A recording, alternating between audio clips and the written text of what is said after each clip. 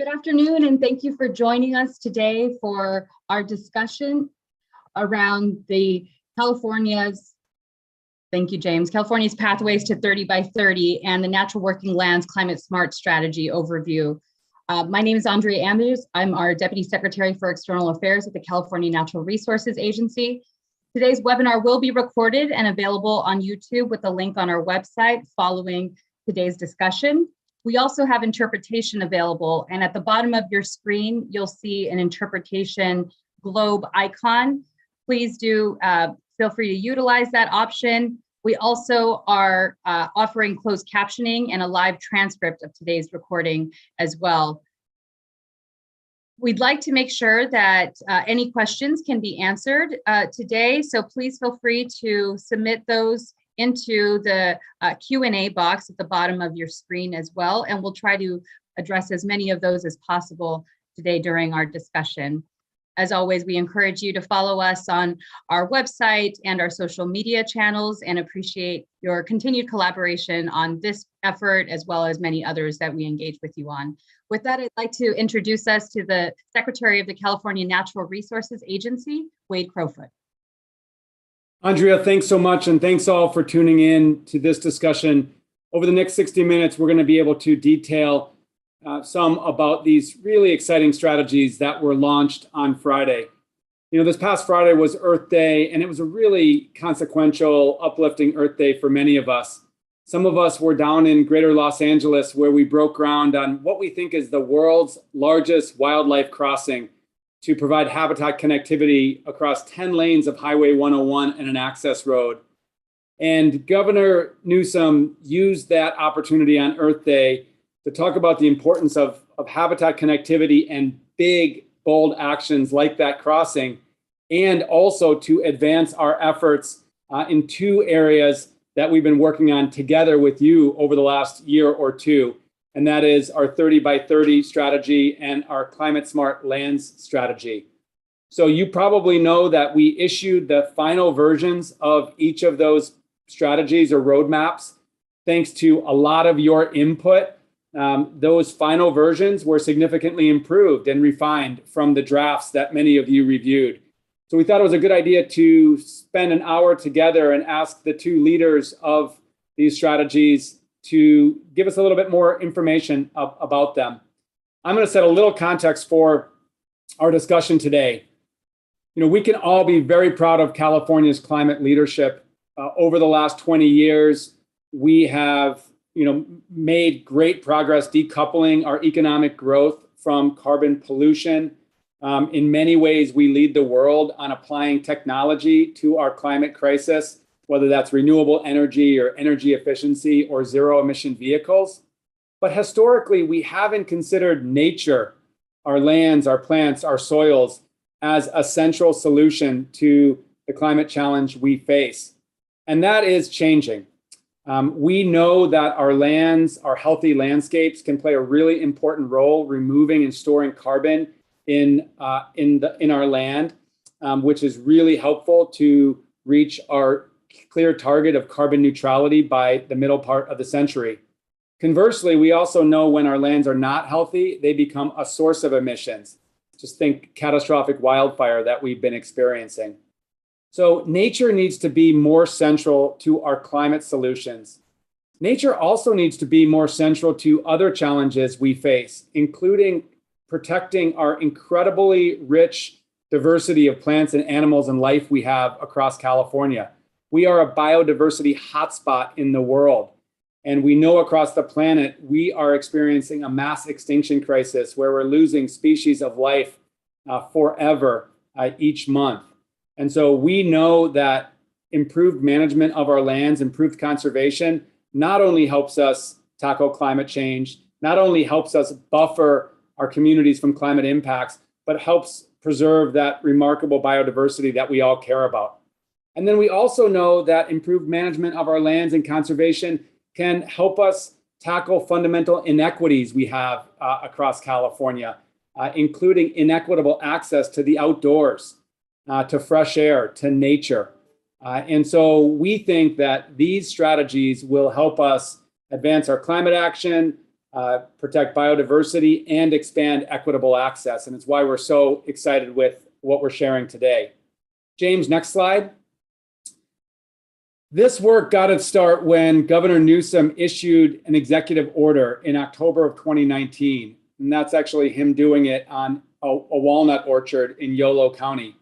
And it very clearly elevated nature-based solutions and prioritized our investment in them to address these challenges that I've talked about. And it specifically called for the two strategies that we'll talk about today. We have worked really hard over the last year plus to ensure that it's not just state government, state agencies that are advancing this. This is a movement we are building together with you. And in fact, we're standing on the shoulders and we're building up the foundation of many of you across California that have been working on nature-based solutions, improved environmental conservation for some time. And we're really thankful for that. Next slide.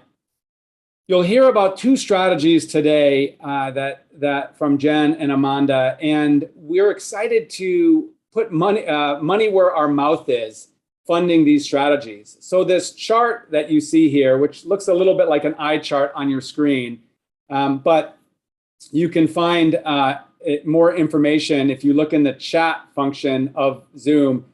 My colleague Mark will be putting in web links to different things that we're talking about. One of which was the executive order I just talked about. The other of which is this budget change proposal, which is the specifics on our proposal.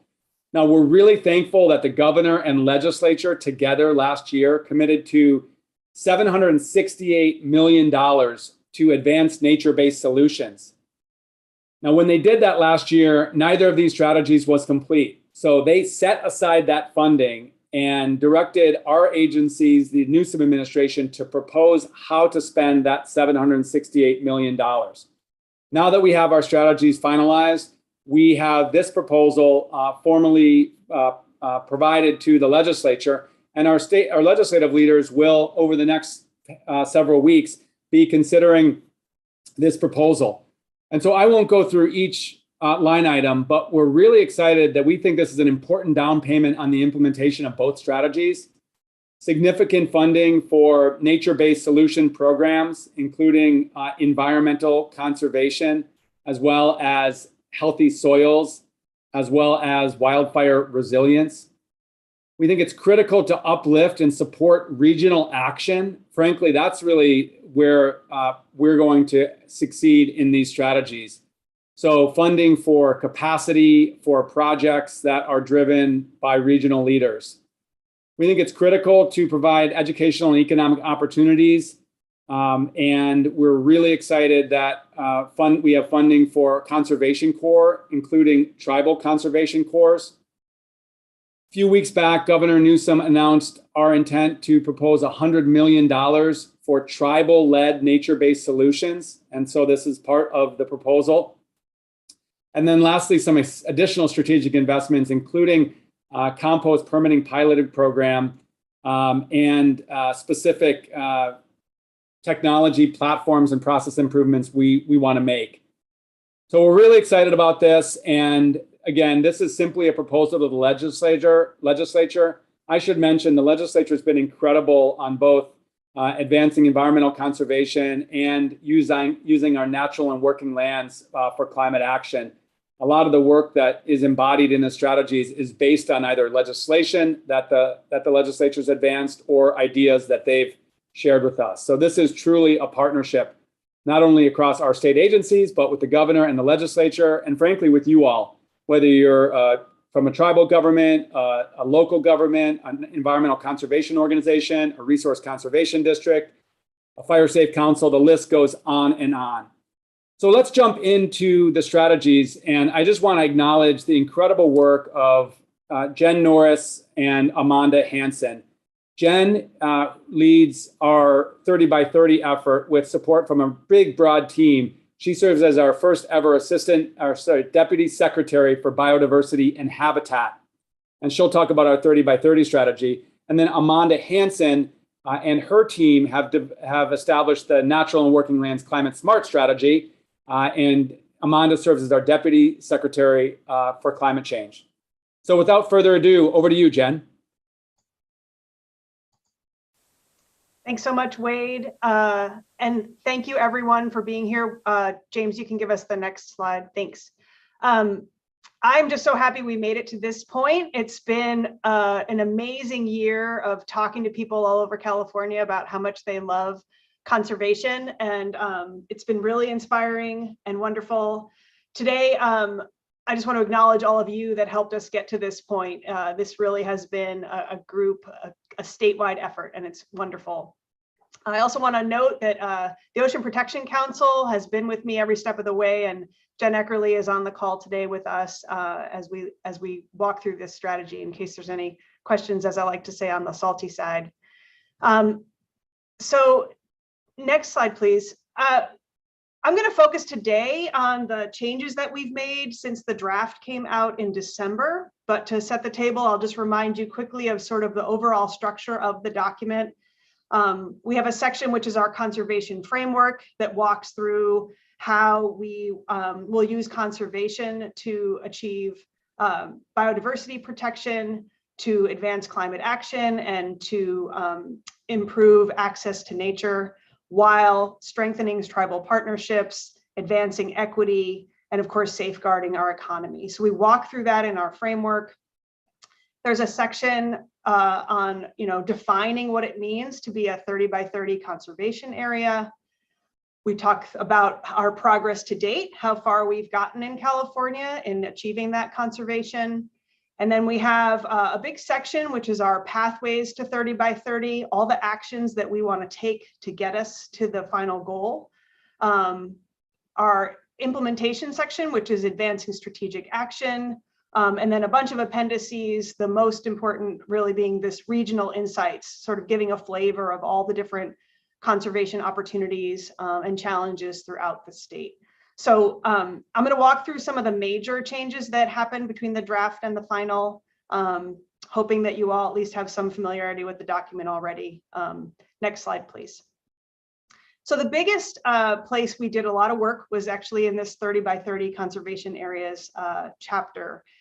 We got a lot of incredible, helpful feedback from folks, lots and lots of questions, and really reworked this section to make sure we were as clear as possible about what we think should meet our 30 by 30 goal. So we did tweak the definition slightly.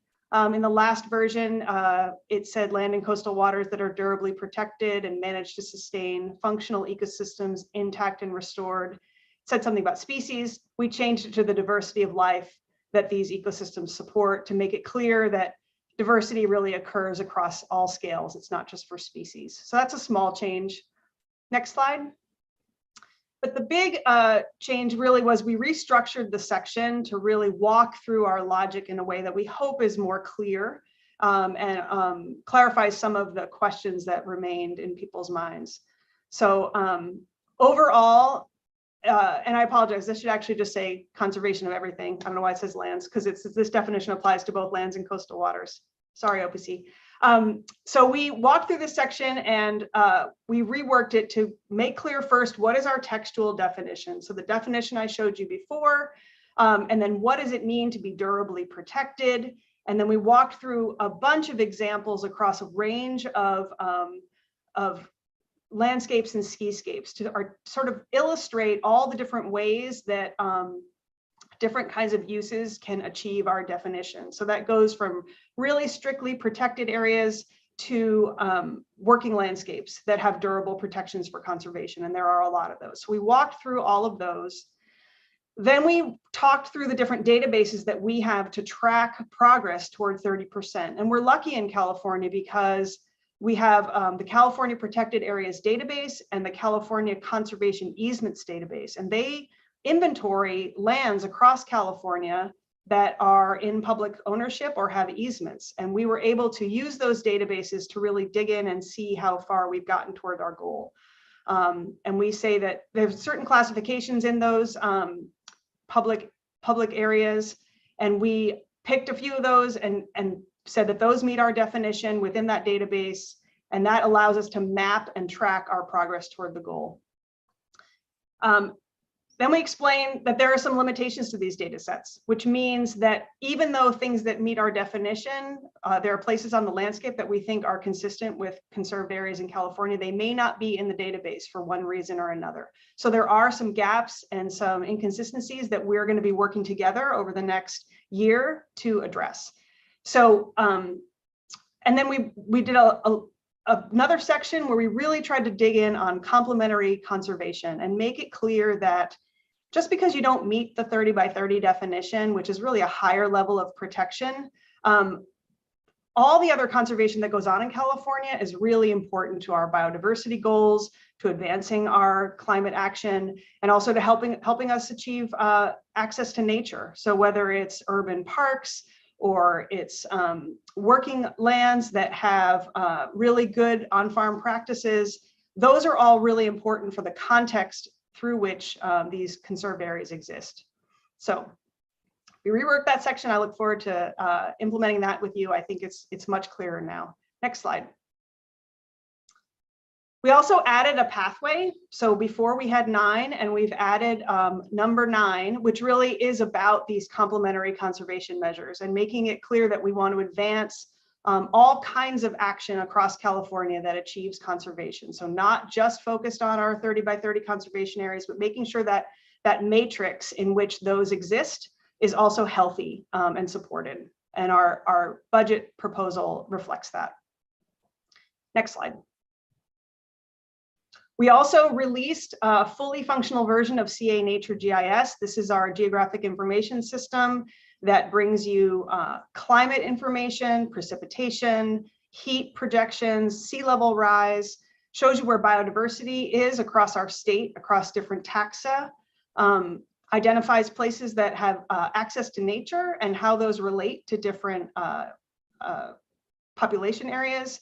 And then we've created what we call our decision support tools, our systems that allow us to actually mix and match these different things and optimize for finding different conservation opportunities across the state. So CA Nature is looking really good. And I will tell you that for all of these things that seem super complicated, there are also really simple story maps that go along with them that walk you through how they work and how you can use them. And that, I think, makes it really valuable. Next slide.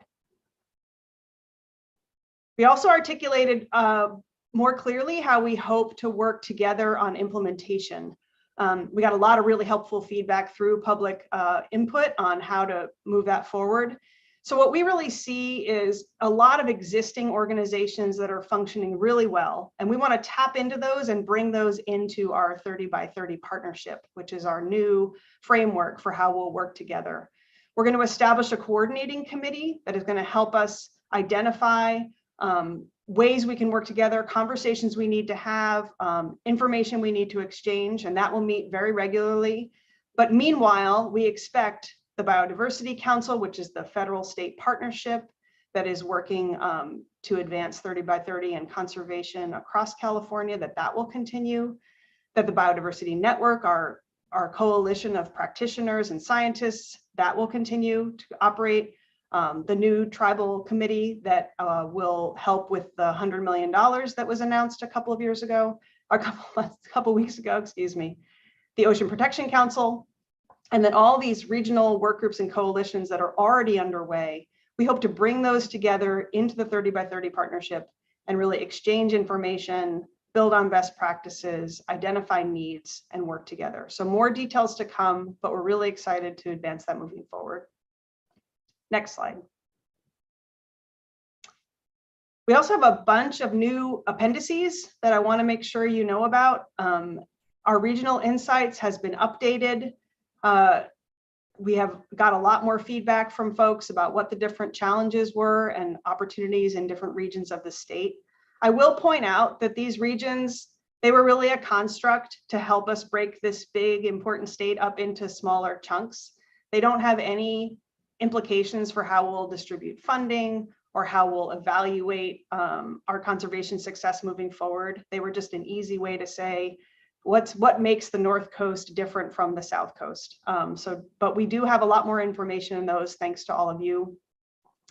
We have Appendix B, which is now our near-term implementation priorities. These are the actions that we think we need to really start with to jumpstart our action. And that will be where we dig in over the next year. The California Biodiversity Council, as I mentioned, the federal state partnership that we have, they pulled together an appendix of all the different programs, or the top 5 programs from each agency that are really going to help us advance 30 by 30. So that's a new appendix that also is now a searchable database on our website, californianature.ca.gov. Additionally, the California Biodiversity Network identified science needs for advancing 30 by 30. They held many workshops and talked about what are the real science needs moving forward. I think that's a really valuable resource for us as we implement this strategy. Next slide. Similarly, the Ocean Protection Council also put out a science needs document for coastal waters science needs, and that is Appendix E. We updated Appendix F, which has existing conservation plans all across the state. These really will serve as a baseline of information in your place of places that are in need of conservation. So we recommend you check that out. We still have our engagement summary. And then Appendix F, which is the photo credits. There are so many beautiful photographs in this document, and we just really wanted to thank the people that helped us put that together. So with that, I will stop and turn it over to Amanda Hansen. Thanks, Jen. Hi, everyone. Thank you so much for joining us today. Next slide. As Wade mentioned at the top, I had the honor and privilege of coordinating our first natural and working lands climate smart strategy. Next slide, please. This strategy is really intended to close a gap in our approach to addressing climate change, which is ensuring that we are considering opportunities for our lands to contribute to our climate goals. Both our efforts to reduce emissions, achieve carbon neutrality, and in the long term, achieve global climate stabilization, but also our goals to adapt to climate change and to reduce risks and build resilience to climate impacts that science tells us, well, that are here and that science tells us are going to be increasing in the future. So just a quick slide to outline sort of what are nature-based solutions. This is a very sort of large umbrella term that's being used to describe actions that work with and enhance nature to help address societal challenges. And I've included a few examples on this slide of nature-based solutions, just to give everyone a flavor for the sort of the breadth of actions that reside within this sector. Next slide, please. So California's natural and working lands were divided into 8 broad landscapes. The intention here is to really set an aligned foundation on which state agencies and others can model and analyze and measure climate action on our lands. So I noticed that there was a question in the Q&A on Nexus with the scoping plan. You'll see that these are the same landscapes that are outlined in the natural and working lands element of the scoping plan, and that's very intentional because we are trying to use this aligned foundation for measuring success and activity. Next slide, please. So we've listed the overarching goals of the natural and working lands climate smart strategy. I think, at a very top level, really want to bring the various pieces of our portfolio together in one place. We've got a lot of work that we're doing in our forests. We've got incredible work we're doing along our coasts and wetlands. We've got efforts underway in the desert. We really wanted to bring these elements together and have a cohesive strategy for how we can increase climate action on California's lands. We also want to use this as an opportunity to increase awareness of what nature-based climate solutions are and how they can deliver on broader priorities beyond climate.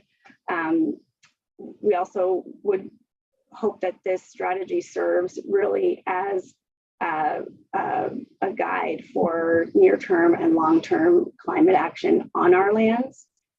We want to utilize our investments in nature-based solutions not only to drive on climate, but also to increase equity and opportunity across regions of California. And we want to use this strategy as an opportunity to continually do better and get better at tracking and measuring our efforts in this important climate sector. Next slide, please. So the strategy is broken down into a few sections here, which I will walk through in a moment. I would also just note there are a number of appendices that could contain information that might be of interest to you or colleagues. Next slide, please.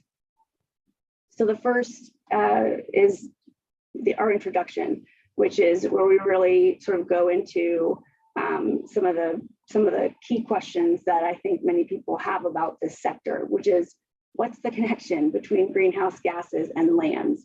How can land support our climate goals? What are the risks that are projected to impact our lands? And we summarize those risks. Why are nature-based solutions important? And we tick through a couple of ways that nature-based solutions drive on other important priorities for California.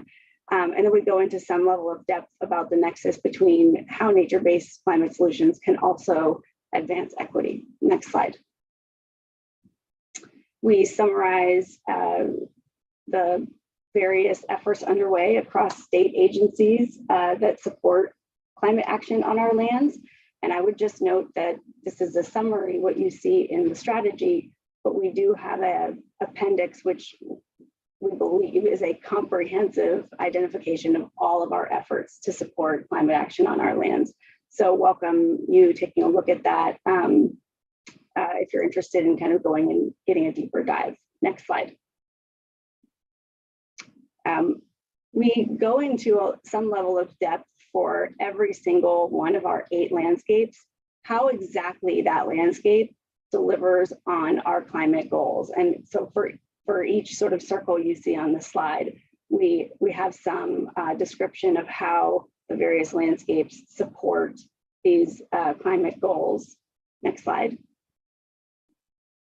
We also list priority nature-based climate solutions for every landscape. This is an example from our on forests. Just copied and pasted in here to give you all a flavor of the level of climate solutions that we're calling for. This was a very important part of the strategy. It is going to be guiding our work moving forward in this sector and thinking about where we make investments and how to ensure that our efforts are aligned with delivering on this strategy, on implementing what is called for in this strategy. And we tried very hard to ensure that these actions were high level enough that they could be implemented in a locally and regionally appropriate way, but also not so high level that they lose their meaning. We want to make sure that these are all going to deliver climate benefits. Next slide, please. We show everyone for each of these natural working landscapes where they can be found across California. Next slide. We also, just at a very high level, shared some of what we heard in our regional workshops on opportunities for climate action across California's very diverse regions, and go into some level of description of sort of what the natural working lands breakdown is for each of the regions across the state. Next slide. We identify opportunities to do better in monitoring and tracking the action underway across this sector in California. And this will be an area we're going to be paying a lot of attention to moving forward, particularly as it relates to implementing 2 of our key climate strategies in California, one of which is the scoping plan, which outlines how are we going to achieve our greenhouse gas emission reduction targets, our carbon neutrality goal, and our goal of achieving long-term global climate stabilization. Natural working lands is going to play an important role in all of that. We are also paying close attention to this and trying to do better in this space to deliver on our recently updated climate adaptation strategy. which outlines opportunities for nature-based solutions to support our efforts to reduce climate risks, and also our efforts to build resilience and support natural systems in the face of catastrophic climate change. Next slide.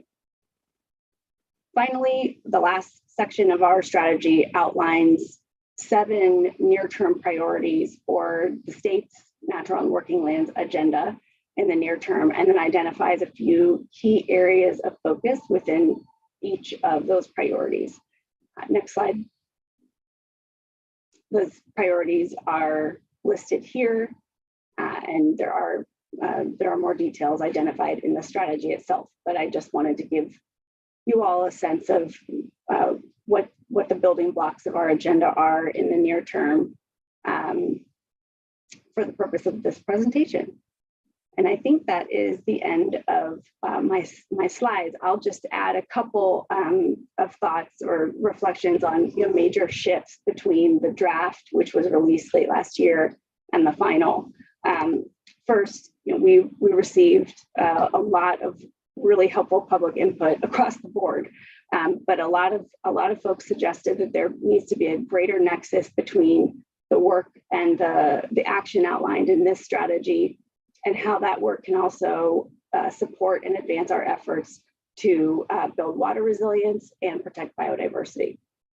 So you'll see in the final strategy, there is a significantly more information about the nexus between these efforts.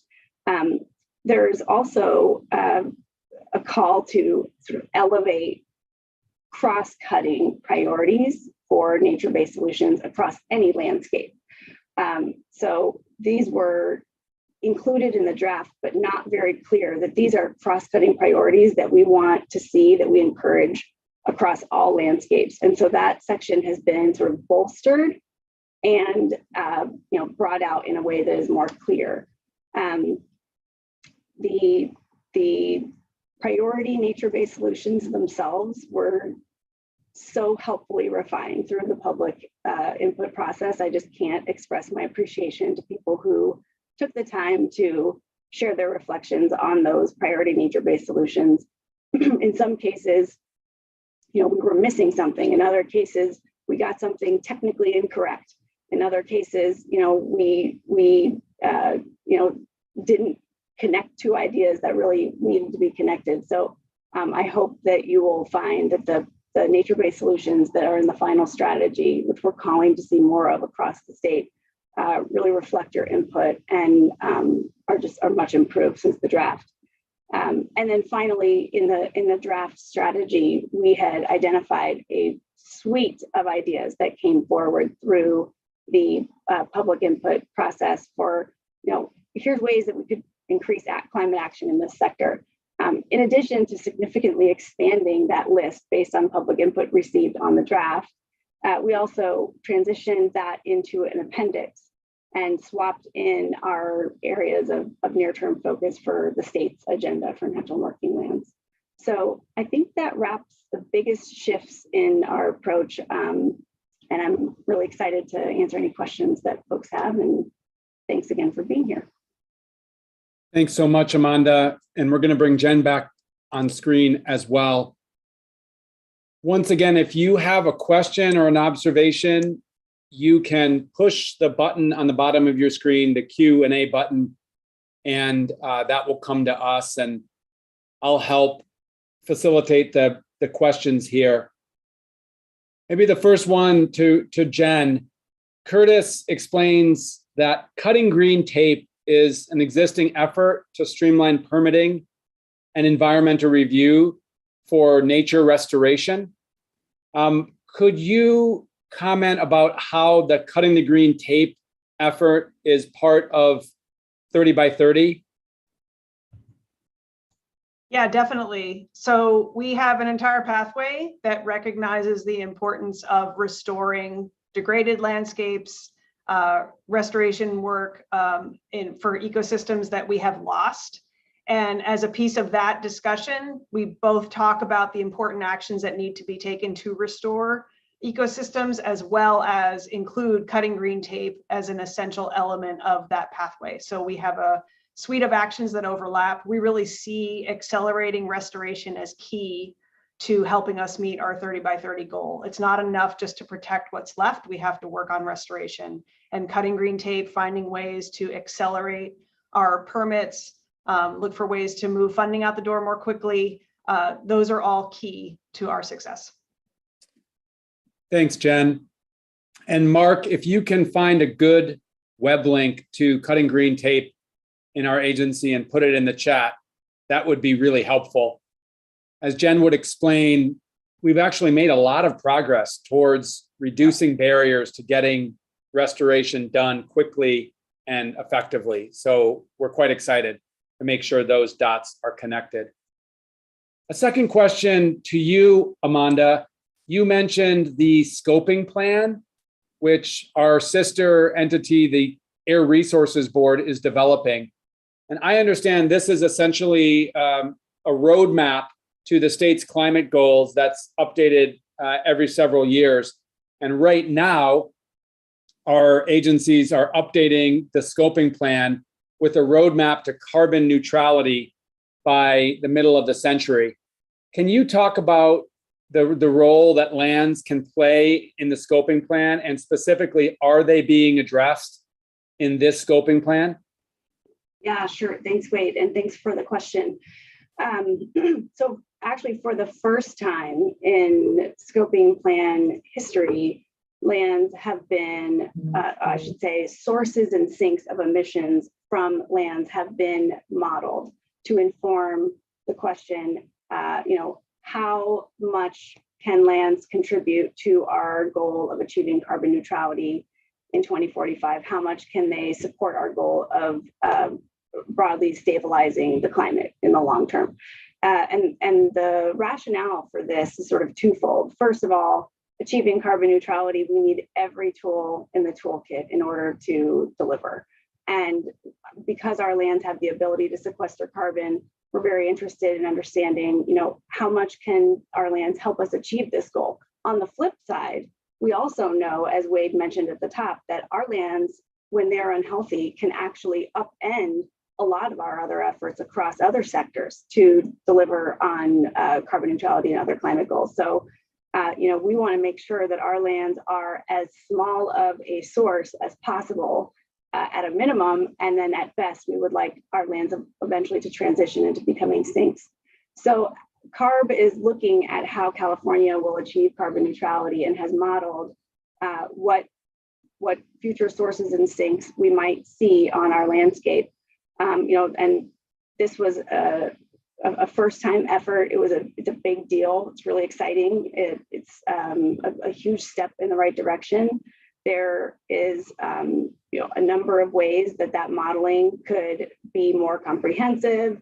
These models are notoriously sort of complex and don't necessarily even model all of the practices that we know deliver climate benefits. So it's not a perfect instrument, but it does allow us to bring our lands into the general mix as we look at how we're going to deliver on our climate mitigation goals as a state.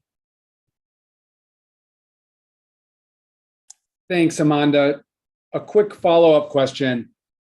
Real Bart talks about in the Q&A this drawing lines between climate adaptation, adapting to climate change, and what some of us know as climate mitigation, which is reducing greenhouse gas pollution. And he explains that, he says 95% of the climate policy efforts and funding seem to be going to mitigation, the pollution reduction.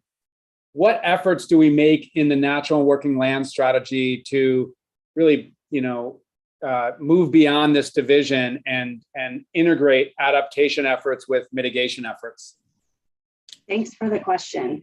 I think one of the most powerful arguments for investing in nature-based solutions is that they often deliver adaptation and mitigation benefits at the same time. So as an example, the investments that we're making to increase forest health, in addition to helping us ensure that our lands, our forests become more healthy and therefore are more resilient to future climate change. They are also more likely to be stable carbon stocks. In other words, less likely to be vulnerable to catastrophic wildfire, and they can protect the carbon that is in the forest if they are healthy. So this is both an action that's going to support our adaptation and our mitigation agenda. And this is true for many nature-based solutions, not all, but many. I think I'll just also take a step back and note that California, like many other places, adaptation, I think, was thought of as sort of a future exercise, a future problem. And in recent years, it's become painfully clear that this is a crisis that has arrived on our doorstep and that actually we're on the front lines. And so I would just point to I would say sort of incredible ramp up, both in terms of policy and in terms of investments that I've seen in this administration to drive on climate adaptation with the same level of ambition that California has brought to our mitigation agenda. Thanks, Amanda. Jen, over to you. Kate asks, how are we integrating 30 by 30 planning with the state's energy planning?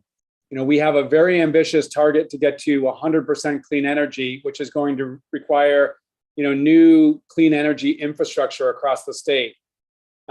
Is 30 by 30 complementing or coordinating, or is it in opposition with energy development and even things like housing development, which is such an important part of what we need to do in the state?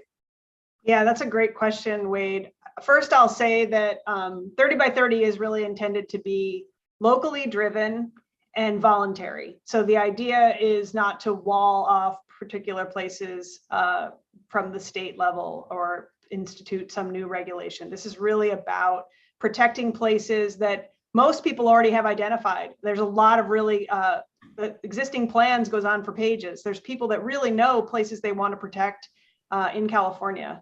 So, but we recognize there are other needs for land, and we think that the most effective way to ensure we can do both, and California has been great at this for a very long time, is strategic planning. We have good examples of that throughout the state where, again, local communities have said, we want more housing and we want more conservation. What are the ways we can do both? And that way you end up with more strategic versions of both. So we want to really empower that level of regional planning, and that's why we put regional planning funds and regional technical assistance into our budget proposal. That's really helpful. Jen, some questions on sort of what's next for staying connected to 30 by 30.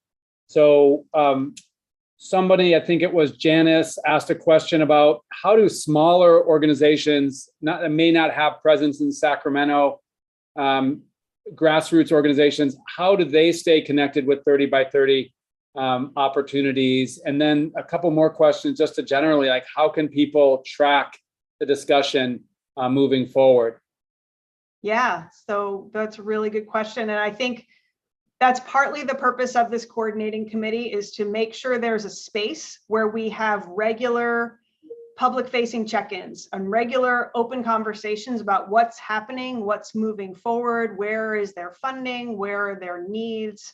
But also, I'm pretty excited to get out into the communities. There are lots of working groups that are popping up throughout the state. And now that we're not working on a document, I hope we can get together and have a conversation about how to move this forward. And I think there's just a lot of excitement, and we need to find a way to leverage that. Finally, I'll say that californianature.ca.gov, it really is going to be our sort of repository for information. And you'll be able to track our progress toward 30%. You can watch those graphs change over time. We'll be updating them. But also we'll be pushing out information, as we often do, on our e-blasts. I think we have over 4,000 people that get those all the time. And we absolutely can sign you up if you want to make sure you're connected. And we'll look for ways to work together moving forward. Because that's really important, is there's plenty of places where we have people that are already working and we want to just help them keep going. But then we want to find those other spaces where we need to really bring people together around conservation. Quick follow-up, Jen. Anne asks, whether there's an inventory of regional work groups and coalitions, which we identify as really important to 30 by 30 partnership. Where would people find out about those, and what's envisioned to really catalyze and support those coalitions? Yeah, so the appendix that I mentioned, I'm looking for the number, it's Appendix F, the letter. Appendix F has a suite of existing conservation plans across each region. So they're organized by region. So if you're in a particular place, you can check out that list. Almost all of them have a website, and behind them, there are actually organizations that developed those plans. And many, many of those are actually coalitions and regional working groups, regional joint powers authorities. There's a mix. So, one size doesn't fit all in California, but there really are a lot of organizations and coalitions to tap into. Thanks so much. Really good question from Mark for both of you, but maybe I'll put you on the spot, Amanda. And he writes, as community activists, we see great support for significance bond measures and funding for this stuff, but those funds often get allocated into a Byzantine series of incremental buckets, which I think is a good description. How can regional groups and activists easily apply for funding for qualifying projects and actually secure funding, whether it's for nature-based solutions on the land or 30 by 30? What are we doing about this, which we hear a lot, which is it's very complicated to apply for government funding? Yeah, I have a couple of thoughts, and definitely appreciate the question, because I agree, it's something we hear about a lot. So in no particular order, I would just say, first of all, we've noted in the Natural and Working Lands Climate Smart Strategy that paying attention to this issue and figuring out ways that we can work through obstacles or Byzantine, unclear timeframes, et cetera. These are things that we've heard enough about. We know we need to look at, and we're committed to doing. So I think you can look forward to seeing progress being driven forward on that front. Secondly, I would point to the work that's already underway at our agency, but I think will have significant implications moving forward for Nexus with this work, which is work that our monitoring and stewardship unit is doing to make it a lot easier for people who are interested in applying for grants at the Natural Resources Agency to do so in a way that is sort of streamlined and simplified. So, more to come in that space. Thirdly, I would point to an effort that has been launched through the Strategic Growth Council, but will have significant implications at our agency and many other agencies, which is, we're investing in we're investing in solutions to address climate change in historic levels. And there is significant interest across the administration to ensure that the people who need those funds the most can access them. And so we're doing a lot of work to look at ways that we can make best practices for ensuring that these funds are accessible and clear and people have time and support in applying for them, standard practices. And you'll see work that actually Secretary Crowfoot is championing along with our partner at CDFA, Karen Ross, and other members of the SGC to drive this effort forward. And you'll see significant work that we'll be doing in this sector in particular to support people who are looking for funds to drive climate action in this sector. I would just flag a relevant budget proposal that was put forward in the BCP that Wade walked through in his opening, which is funding to support technical assistance and capacity building for people who want to transition to do more climate smart practices, and organizations that provide that support to land managers. Thanks, Amanda. I'll take a crack at a couple answers to questions. Ray asks, is the tribal funding that you're proposing going to be available to California Native American tribes that are not federally recognized? The answer is yes. Our proposal envisions that it's a fairly inclusive source of funding that would be available to tribal communities regardless of federal recognition. As Jen noted, we're working on developing a governance structure so that tribes are really driving decisions around how to spend that tribal funding. So more on that in coming weeks and months. A lot of good questions or critiques on why not include state parks and the funding for state parks in nature-based solutions. When I presented that chart in the beginning of our talk, it was really a specific set of funding and a new source of funding or new use of funding for nature-based solutions.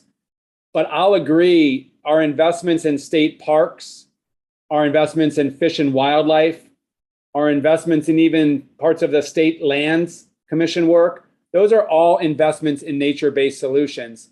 So if we defined the category a little bit more broadly, certainly our investment in many departments within our Natural Resources Agency are investments in nature-based solutions. Likewise, very good questions around what is the ongoing funding for the maintenance or the management of these lands? We know it's not as simple as simply, for example, acquiring a voluntary conservation land or improving conservation protections. That funding is required. And I would be honest in saying that's a work in progress.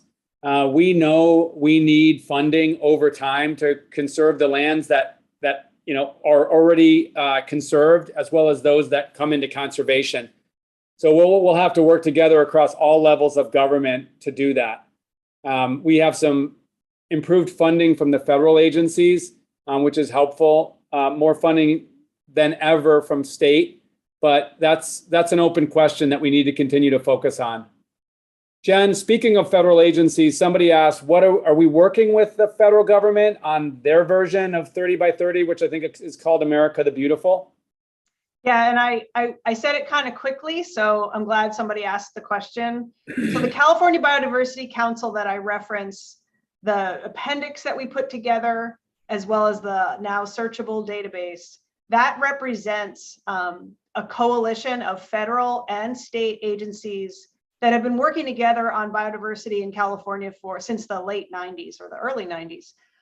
But since we signed our executive order and the federal government signed a similar executive order that focused both on climate and biodiversity and 30 by 30, we came together under your leadership and had a conversation that said, hey, we have an amazing opportunity to work together now on advancing this shared goal. And so that appendix we put together are the top programs that each Biodiversity Council member thinks can really drive on 30 by 30.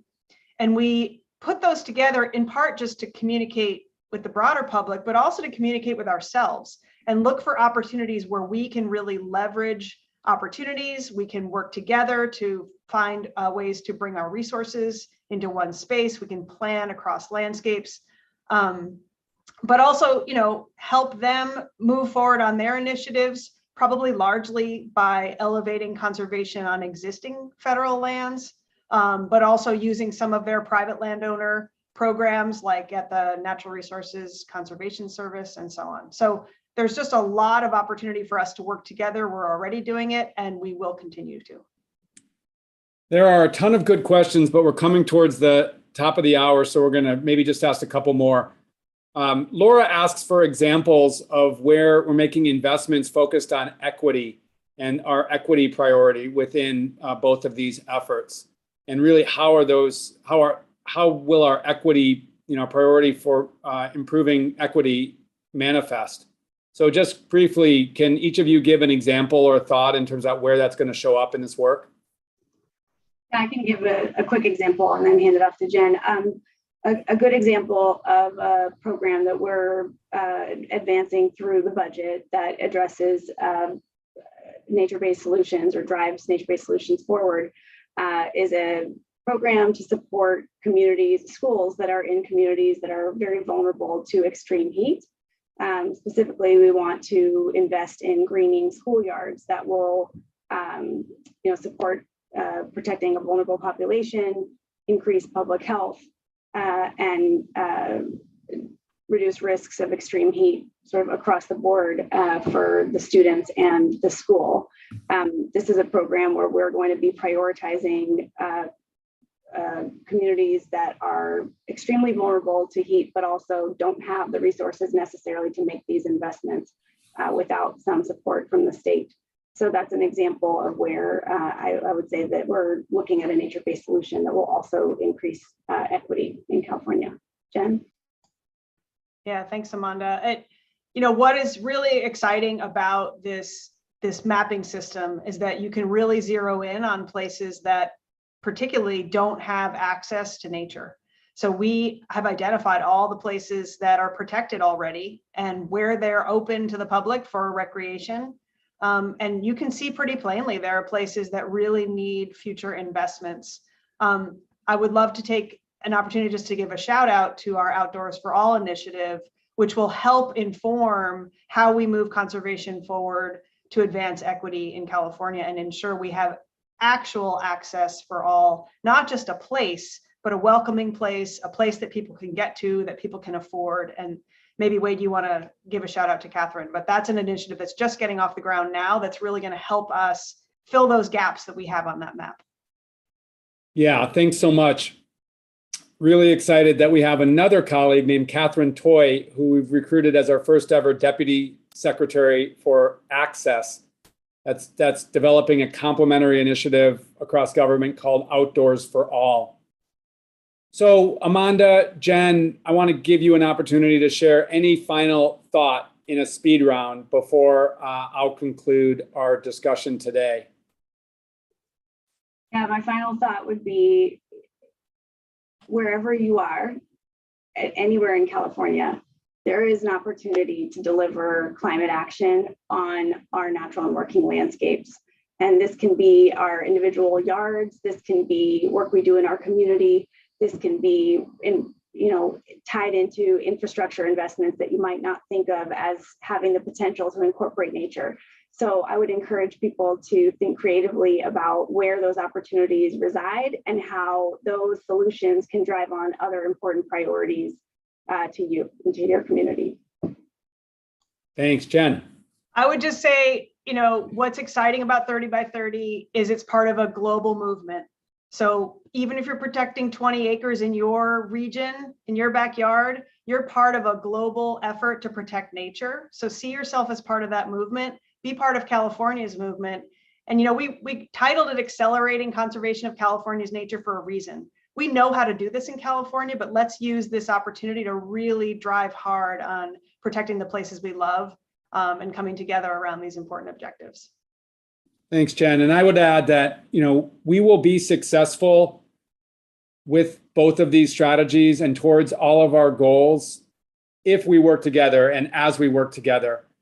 We know that the solutions don't exist in state government buildings in Sacramento. They're really deployed on the ground across the state. And these efforts, and really all of our efforts, are meant to empower you and the work that you're doing. So thank you for your engagement and your collaboration and your vision working with us. Big thanks to Fernanda, our colleague who did interpretation or translation into Spanish for our very fast talk here today. So many good questions got asked that we couldn't answer, that we will work to answer in coming weeks and months. If you would like to stay updated on this work, Mark has put in the chat some different listservs that you can join, one of which we call the Buzz at our agency, where we don't send you something more than every few weeks, but we track progress and identify ways you can engage in this work together. Lastly, I'll say thanks, huge thanks to those who spent hours, days, even sometimes weeks helping us develop these strategies and helping us improve these strategies over the last few months. We literally received thousands of unique points of input and feedback since the drafts that were issued at the end of the year. And we think we have really strong strategies and roadmaps as a result. So Amanda, Jen, huge thanks to you and your teams across our agencies, our legislators, and all of our partners. Best of luck here in coming days and weeks as we breathe life into these strategies